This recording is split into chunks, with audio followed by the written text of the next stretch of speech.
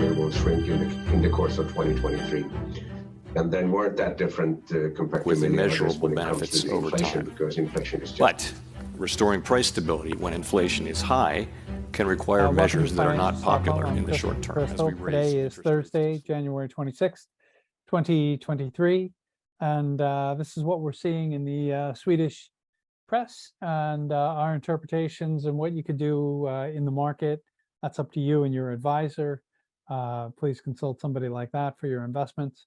So what we're seeing today, continued discussion in Sweden about Ukraine and how this will be handled after we burned a Koran in front of the Turkish embassy, and Turkey is the one who would allow us into NATO or get us into NATO. And oddly, it was the application was done with Finland. Although we're two different nations, the application seems to center on Finland and Sweden entering at the same time. Finland will probably go in without us or before us, and Sweden has to make some sort of reactions to Turkey to kind of appease them or acquiesce to what they want. We're not sending them people they call terrorists. Most of those people in Sweden we call journalists. Erdogan has a sense of humor that's next to non-existent, and he has a very kind of frail sense of ego. So anybody who attacks him is a terrorist, and so he wants those people who are Kurdish in heritage and living in Sweden sent to Turkey to be prosecuted. So really, that's what we are with the getting into NATO. Then with the burning of the Koran, it kind of goes a little further, because you have several Muslim countries saying, hey, we're against Sweden. Right now, that looks like Turkey, Somalia, and Bangladesh. We don't have that many refugees coming from Bangladesh to Sweden.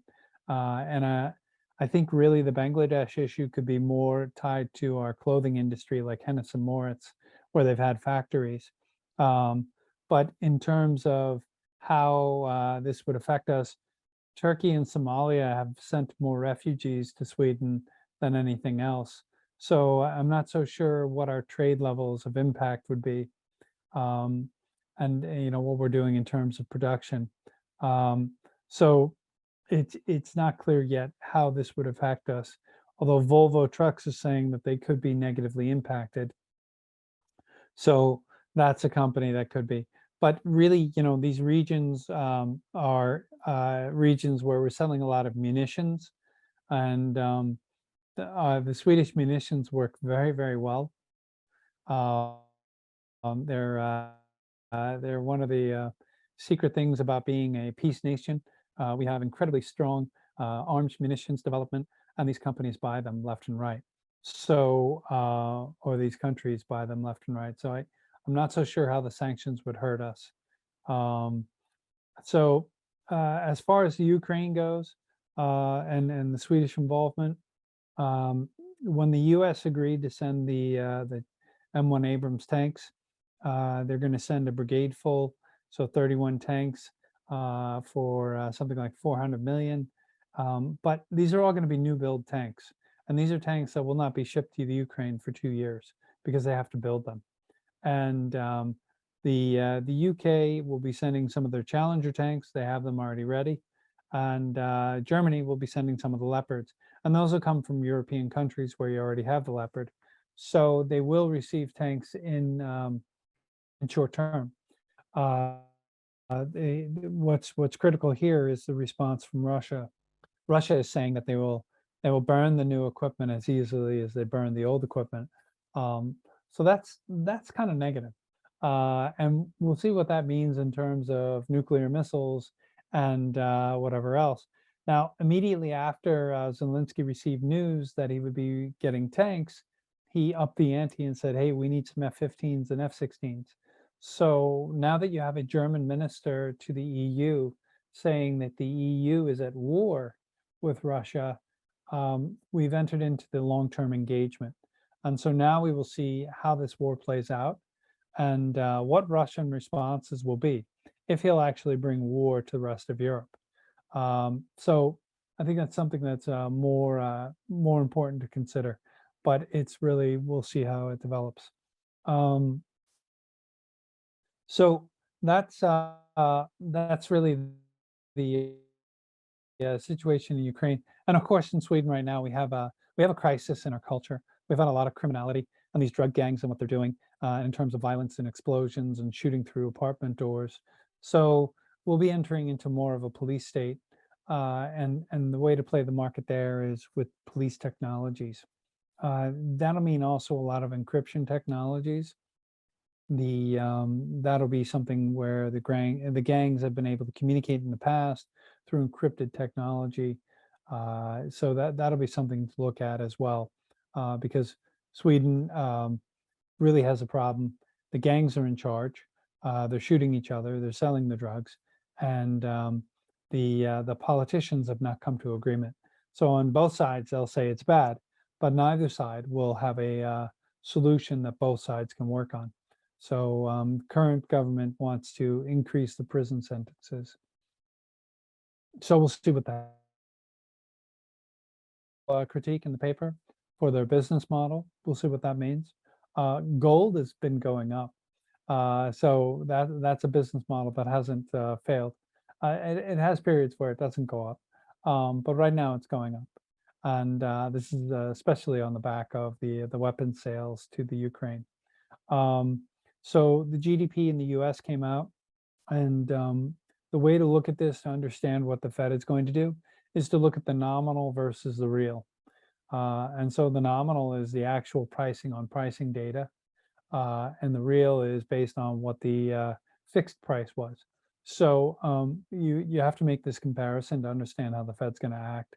Now, the Fed may behave with only a 25 basis point because the US economy grew at 2.9. I have not gone through the figures, but it's likely a minimum of 25 basis points.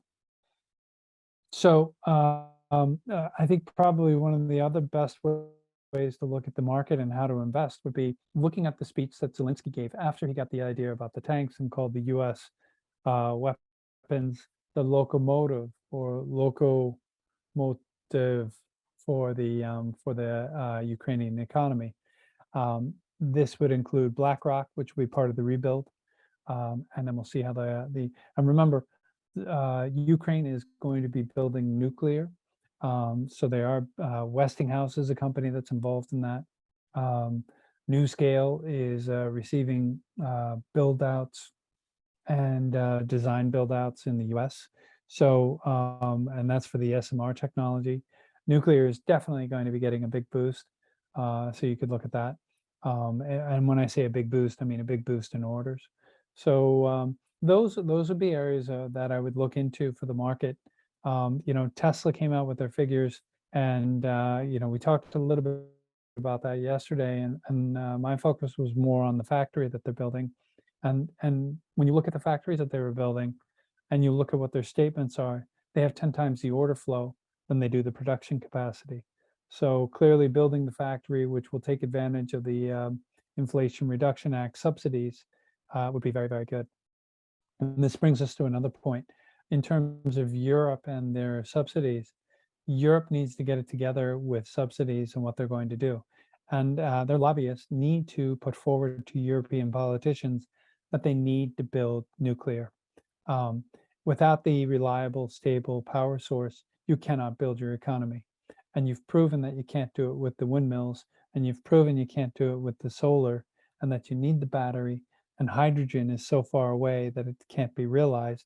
You'd be better off reinvesting into the nuclear and refurbishing the nuclear that you've shut down. So without doing that, Europe doesn't have a serious policy, and Europe doesn't have a way to even power the electric cars that they're selling. So we'll see what happens.